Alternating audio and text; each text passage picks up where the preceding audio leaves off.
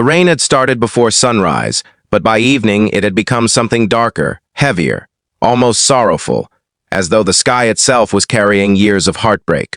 The small railway station stood wrapped in gray mist and tired silence. Travelers hurried past with lowered heads, clutching their bags and worries, too busy to notice the pain sitting quietly among them. But near the far end of the waiting area, beside a rusted bench and flickering yellow light, a moment was about to unfold that would change several broken lives forever. A little girl with one leg, soaked from the rain and holding a worn backpack against her chest, stared at a man sitting alone with his young son. Her lips trembled before she gathered enough courage to whisper the words that had been denied to her too many times before. "Can I sit here?" she asked the single dad, and his answer would leave her in tears. Before we continue, why kind teen? If you believe kindness still matters, and that second chances can heal even the deepest wounds, please take a moment to like this video, comment where you are watching from, share this story with someone who believes in compassion, and subscribe to the channel for more emotional stories that touch the heart. Ethan Carter had once believed life moved in straight lines. Work hard, protect your family, and tomorrow would reward your effort. But life had shattered that illusion 3 years earlier when his wife, Lily, died during a sudden illness that no doctor had managed to stop in time. Since then, Ethan had learned that grief did not arrive like a storm and leave. It settled inside people, like winter. Some mornings he still reached toward the empty side of his bed before remembering she was gone. Now 36 years old, Ethan carried exhaustion behind his eyes and responsibility across his shoulders. He worked long shifts repairing electrical systems and spent every remaining moment raising his 6-year-old son, Noah. Their apartment was small, their savings uncertain, and their future fragile. Yet Noah remained the reason Ethan kept moving forward. The boy had inherited Lily's gentle smile and impossible optimism. While Ethan had learned to distrust happiness, Noah still believed miracles waited around corners. That rainy evening they were traveling to visit Ethan's aging father in another city. Noah sat beside him on the station bench, wrapped in an oversized jacket, drawing imaginary rockets on a napkin, while Ethan checked train schedules that kept getting delayed because of the weather. The station was crowded but strangely lonely. People occupied the same space without sharing humanity. Some stared at phones. Others argued with staff or slept against luggage. Ethan watched the rain streak the windows and felt the familiar ache of being surrounded by strangers while carrying silent pain. Then, he noticed her.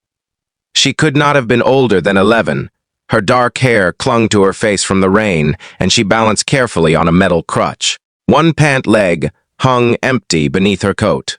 Her backpack looked too large for her thin frame, and despite the cold she stood alone with no parent nearby.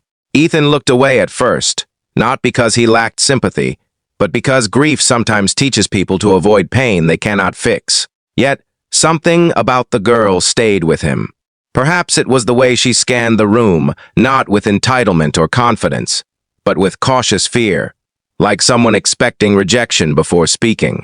The benches nearby were crowded. Several passengers had already ignored her presence.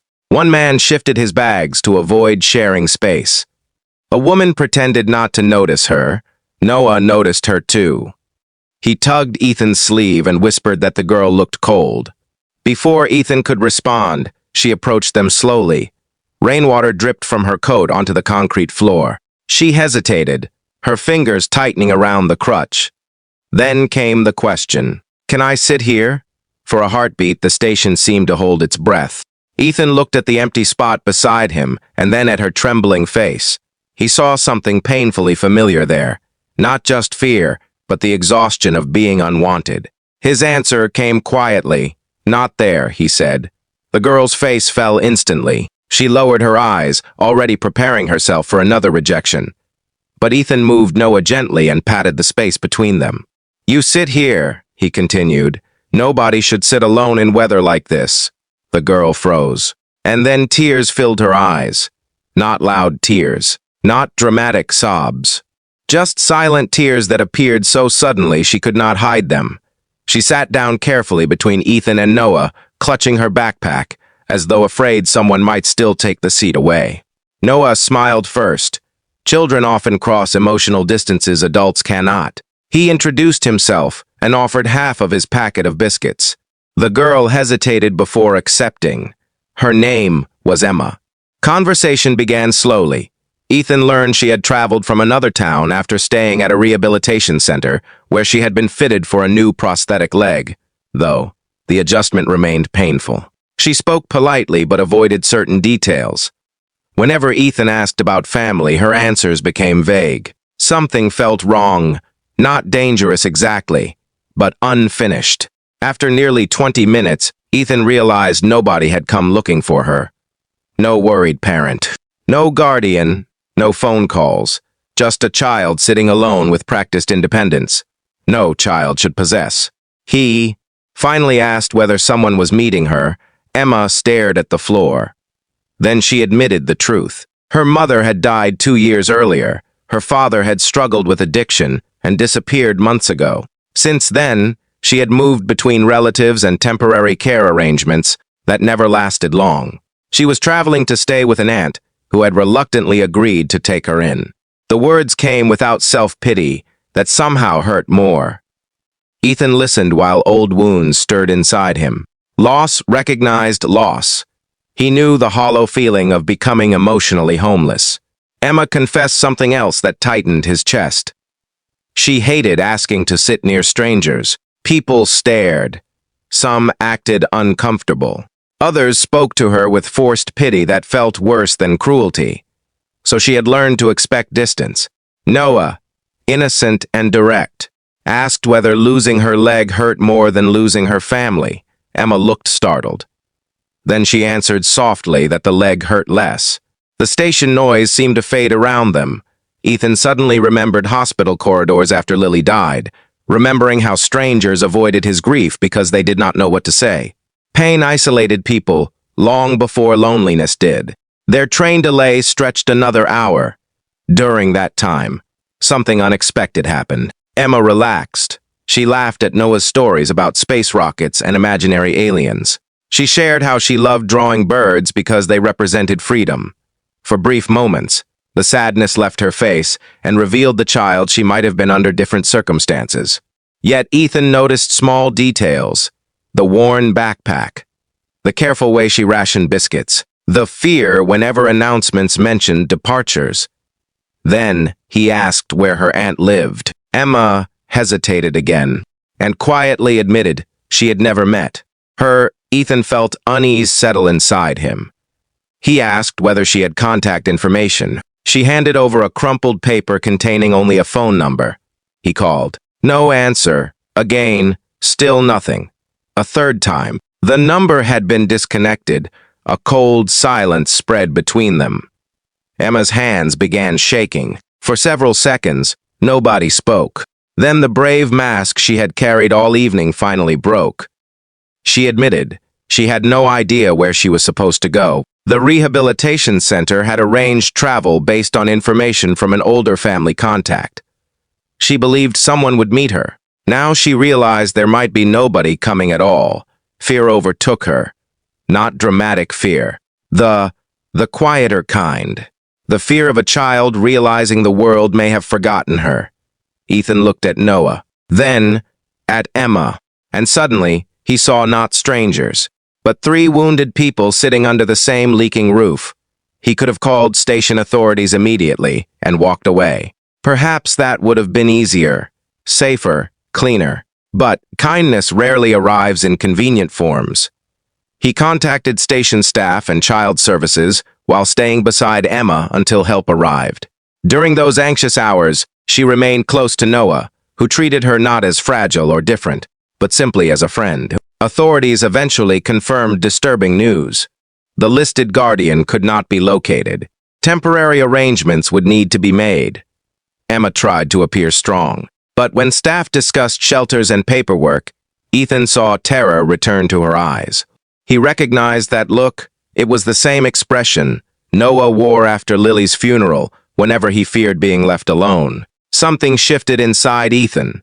He did not fully understand it himself. Perhaps grief had hollowed enough space inside him for compassion to grow. Perhaps Lily's memory still guided him, Or perhaps some people enter our lives disguised as strangers while carrying lessons we desperately need. Before Emma was escorted away, Ethan knelt beside her. He told her something she would remember forever. He said life had already taken too much from her, and she did not need to face tonight believing she was unwanted. He promised to stay involved until she was safe.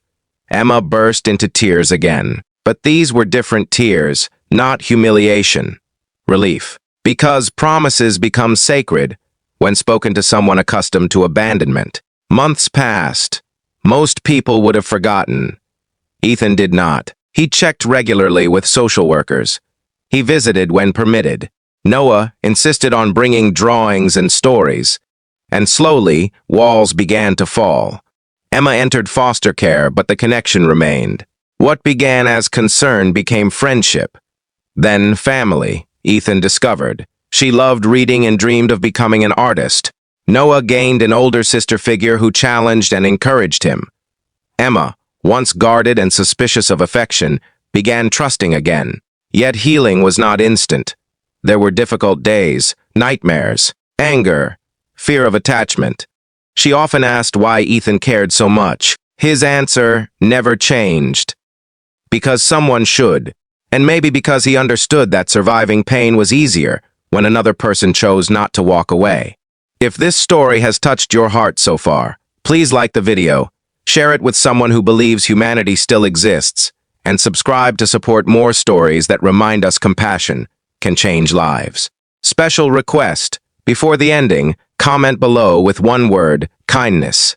If you believe small acts of compassion can save broken hearts. 2 years later, on another rainy evening, Ethan sat in the audience of a school art exhibition beside Noah. The room buzzed with proud families and camera flashes. At the center wall hung Emma's painting. It showed a railway station beneath gray skies. A lonely bench stood under soft yellow light, and on that bench sat 3 figures sharing warmth against the storm. The painting's title made Ethan stop breathing for a moment. "Can I sit here?" Emma stood nearby, wearing her prosthetic leg with growing confidence. When she noticed Ethan staring at the title, she smiled through tears. Then she told him something that broke and healed his heart at the same time. She said she had asked hundreds of people for space throughout her life, but that night he had given her more than a seat. He had given her proof that she still mattered. And Ethan realized something too. The answer that changed Emma's life had changed his own. Because the truth was, he had needed saving as much as she had. Sometimes miracles do not arrive with bright lights or impossible signs. Sometimes they arrive soaked in rain, carrying old backpacks and wounded hearts, asking the simplest question in the world. And sometimes, the way we answer becomes the beginning of someone else's reason to keep believing.